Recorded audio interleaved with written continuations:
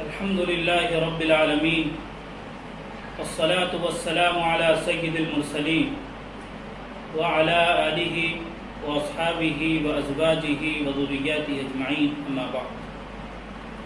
محترم ناظرین، السلام علیکم ورحمۃ اللہ وبرکاتہ. آج آپ حضرات کی خدمت میں باب الصبر سے 2 حدیثیں بیان کی جائیں گی جو بہت ہی اہمیت کے حامل ہیں. اس کے اندر بڑا اہم پیغام دیا گیا ہے. بسم اللہ الرحمن الرحیم.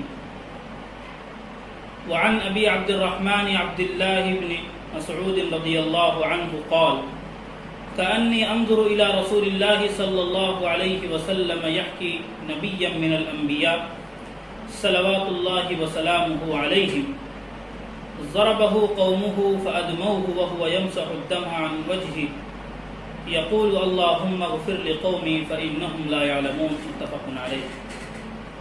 حضرت ابو عبد الرحمن عبداللہ بن مسعود رضی اللہ عنہما سے روایت ہے کہ وہ فرماتے ہیں گویا میں حضرت صلی اللہ علیہ وسلم کو دیکھ رہا ہوں کہ وہ آپ ایک نبی کا قصہ بیان کر رہے ہیں، حکایت بیان کر رہے ہیں. تمام انبیاء پر اللہ کی رحمتیں نازل ہو کہ ان کی قوم نے ان کو مارا پیٹا، یہاں تک کہ ان کو خون میں لت پت کر دیا، اور وہ نبی اپنے چہرے سے خون کو پوچھ رہے ہیں اور کہہ رہے ہیں اللہم اغفر لقومی فإنہم لا یعلمون. اے اللہ میری قوم کو معاف فرما، اس کی مغفرت فرما، وہ جانتی نہیں. یہ روایت امام بخاری اور امام مسلم رحمہ اللہ نے اپنی کتابوں میں بیان فرمائی. اس حدیث پاک میں حضرت صلی اللہ علیہ وسلم نے ایک نبی کا قصہ بیان کیا.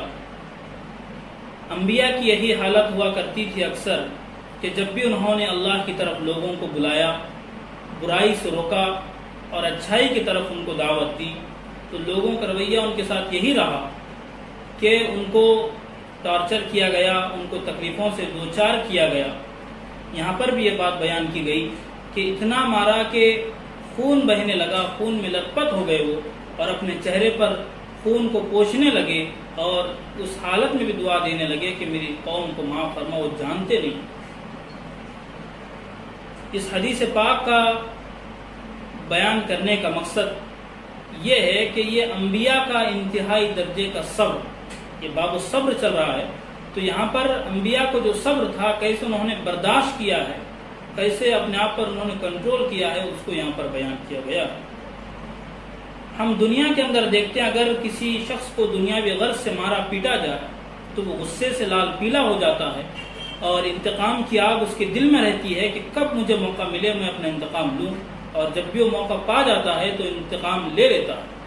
لیکن یہاں پر مسئلہ دوسرا ہے کہ ایک آدمی جو اللہ کی طرف لوگوں کو بلا رہا ہے اور اپنی دعوت پر کسی طرح کی کوئی پیمنٹ بھی نہیں لے رہا ہے، کوئی اجرت بھی نہیں لے رہا ہے، اس کے باوجود لوگ اس کو مار رہے ہیں، لوگ اس کو پیٹ رہے ہیں، یہاں تک کہ خون اس کا بہہ رہا ہے، اور وہ اس حالت میں بھی نہ انتقام کی سوچ رہا ہے بلکہ وہ سوچ رہا ہے تو بس اپنے قوم کی سوچ رہا ہے. وہ کہہ رہا ہے کہ یہ نادان لوگ ہیں، جانتے نہیں ہیں، ان کو معاف کرنا. یہ انتہائی درجے کا صبر ہوتا ہے. بیان کرنا آسان ہے لیکن جب یہ کیفیت آدمی پر آتی ہے تو اس کو سنبھالنا بہت مشکل ہوتا ہے. تو اسی لیے اس کا اجر بھی اتنا بڑا رکھا گیا ہے کہ جو لوگ صبر کرتے ہیں. اس سے پہلے بھی کئی مرتبہ حضرات کی خدمت میں وہ آیت بیان کی گئی انما یوفی الصابرون اجرهم بغیر حساب. جو لوگ صبر کرنے والے ہیں ان کا اجر تو بے حساب ہے، انکاؤنٹیبل ہے کہ اس کا کوئی شمار نہیں. تو اس حدیث کا جو بڑا پیغام ہے وہ یہ ہے کہ جس حدیث mention the refined character and compassion the Prophet sallallahu alaihi wasallam, which has an important message, an important and big message for those who preach the righteousness.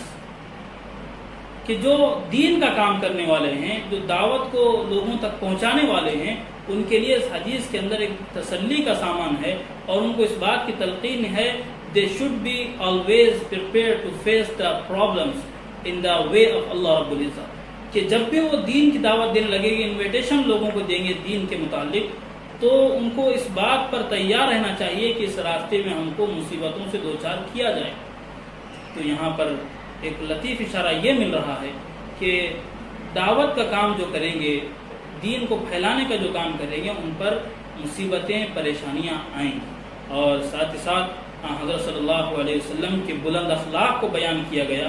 اس میں ایک مطلق حدیث نبی کا تذکرہ کیا گیا، ایک نبیوں میں سے ایک نبی کا تذکرہ، لیکن اکثر شارحین نے یہی بات یہاں پر بیان فرمائی کہ اس سے مراد حضرت صلی اللہ علیہ وسلم کی ذات اقدس ہے کہ آپ کو جو تکلیفیں دی گئی ہے وہ نبیوں میں سے کسی نبی کو اتنی تکلیف نہیں دی گئی جتنا آپ کو تکلیفوں سے دوچار کیا گیا ہے۔ بعض حضرات نے حضرت نوح علیہ السلام کو بھی اس سے مراد لیا ہے، چاہے جو بھی ہو، جو بھی نبی اس سے مراد ہو، لیکن اس میں ایک بڑا پیغام، ایک بات تو یہ ہو۔ دوسری حدیث بھی جو ہے اس حدیث کی گویا کہ تشریح ہے۔ وعن ابی سعید و ابی ہریرہ رضی اللہ عنہما عن النبی صلی اللہ علیہ وسلم قال ما يصيب المسلم من نصب ولا وصب ولا هم ولا حزن ولا اذى ولا غم حتى الشوكة يشاكها الا كفر الله بها من خطاياه متفق علیہ۔ یہ روایت بھی امام مسلم اور امام بخاری رحمہ اللہ نے اپنی صحیحین میں بیان فرمائی ہے کہ حضرت ابو سعید اور ابو ہریرہ رضی اللہ عنہما اس کے راوی ہیں کہ حضرت صلی اللہ علیہ وسلم نے بیان فرمایا، مسلمان کو جو بھی مصیبت پہنچتی ہے، چاہے وہ کسی قسم کی ہو، بیماری ہو، رنج ہو یا غم ہو، تکلیف و ایذا ہو، یہاں تک کہ کانٹا بھی چبھتا ہے تو اس کے صلے میں اللہ اس کی خطاؤں کو معاف فرما دیتے ہیں۔ یہ بھی بہت ہی اہم حدیث ہے۔ یہاں پر اس سے پہلے صبر کی بات آئی اور یہاں پر یہ بات آئی کہ مسلمان کو جو بھی تکلیف پہنچتی ہے، چاہے وہ تکلیف کسی قسم کی ہو، چاہے وہ مصیبت کسی قسم کی ہو، جب آدمی کو پہنچتی ہے وہ اس پر صبر کرتا ہے تو اللہ رب العالمین کی طرف سے اس کو کیا دیا جاتا ہے؟ اس کی خطاؤں کو معاف کر دیا جاتا ہے، اس کے جو گناہ ہیں اس کو معاف کر دیا جاتا ہے، اس کی مغفرت کی جاتی ہے۔ حتی الشوکۃ یشاکہ، یہاں تک کہ کانٹا، ایک معمولی کانٹا بھی جب چبھتا ہے اس پر بھی جو تکلیف ہوتی ہے اس پر بھی اللہ اس کے صلے میں اس کے گناہوں کو معاف کرتا ہے۔ یہ بھی بہت ہی اہم حدیث ہے۔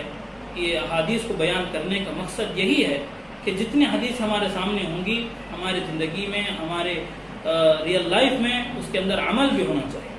حدیث کے بیان کرنے کا مقصد اور دوسری چیزیں جو بیان کی جاتی ہیں، تقاریر جو ہوتی ہیں، ان کا مقصد یہی ہوتا ہے۔ اور جو ہم نے یہ شروع کیا ہے سلسلہ درس حدیث کا اور رمضان میں درس قرآن کا، اس کا بھی یہی مقصد ہے کہ ہماری جو تعلیمات ہیں ان پر کس طرح ہمارا عمل ہو جائے۔ باتیں تو بہت ہوتی ہیں لیکن عمل کی بہت ضرورت ہے، اور کہنے والا بھی اس میں محتاج ہے، سننے والے بھی محتاج ہیں، سب محتاج ہیں۔ تو ہم اللہ سے دعا گو ہیں کہ اللہ تعالیٰ سے دعا ہے کہ ہم جو بھی پڑھیں، جو بھی سنیں، اس پر صحیح معنوں میں عمل کرنے کی توفیق عطا فرمائیں۔ وآخر دعوانا الحمد للہ رب العالمین۔